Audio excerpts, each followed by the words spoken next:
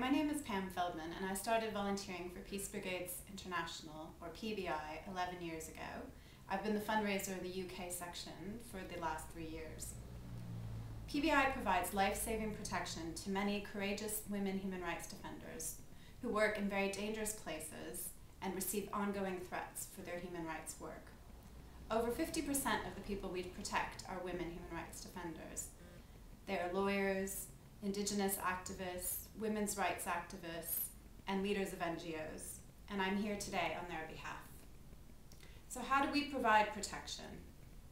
Firstly, PBI volunteers physically accompany or walk side by side human rights defenders as they go about their day, from their homes to their offices, and to trips into remote areas.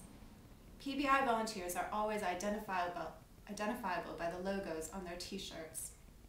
The fact that we are independent outside observers deters violence from happening.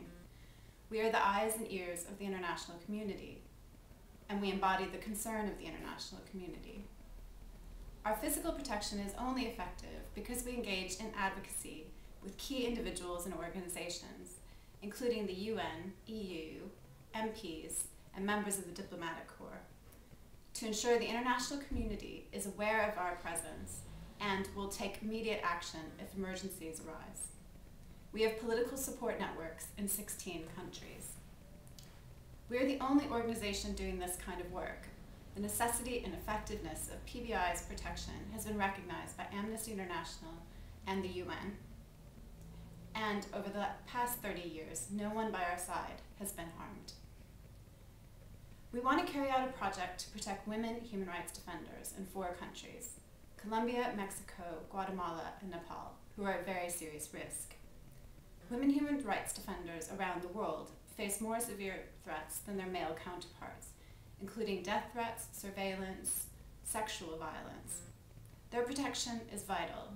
They defend the rights of individuals and communities who would otherwise lack access to justice and be vulnerable to human rights abuses. Now I'm going to read the experience of one of our volunteers, Nikki Evans, who worked with a group of women human rights lawyers in Colombia. I worked for PBI in Barranquilla, a small oil town in northeast Colombia. Our team provided protective accompaniment to the Luis Carlos Perez Lawyers Collective, which I will refer to as CALP. CALP is almost an entirely female group of human rights lawyers who work with indigenous people. My first trip accompanying 2 female lawyers from CALP was to the jungle territory belonging to the Motulanbari people. CALP needed to collect evidence for a case concerning an illegal oil well on sacred sites in the indigenous territory. The journey to the well took over 2 days and involved traveling by pickup truck, canoe, and then trekking through the jungle. It was quite eventful, all in all. The Colombian army guarding the well fired shots over our heads as we approached. We ran out of water, and finally we were attacked by a huge swarm of bees, and the whole commission had to jump in a river to avoid them. On this trip, PBI's protection was essential. Firstly, our political work ensured that travel to and from the indigenous zone could be completed safely, and that no problems arose at the military roadblocks. Secondly, on arriving at the well, we encountered a tense standoff between the army and indigenous people. Our physical presence as international observers had a huge impact on the behavior of all present. We were able to speak with the soldiers and ensure that the lawyers were able to complete their work. When we arrived back at the camp that night, we were fairly wretched. Blisters had burst, skin was rubbed raw and dirty.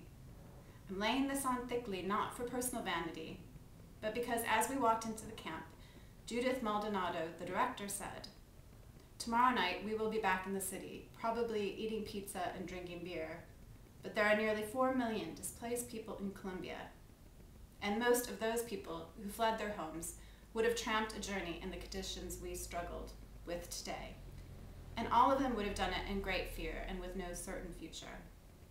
For me, the humanity that Judith's comment displays and the great courage of the women working for CALP was very inspiring. On top of this ability to overcome the toughest conditions, they also have find the time to be very good lawyers. CALP was able to take the case to court and won the case against the oil company on behalf of the Motulanbari people. and the organization subsequently received their first threats. Thank you very much.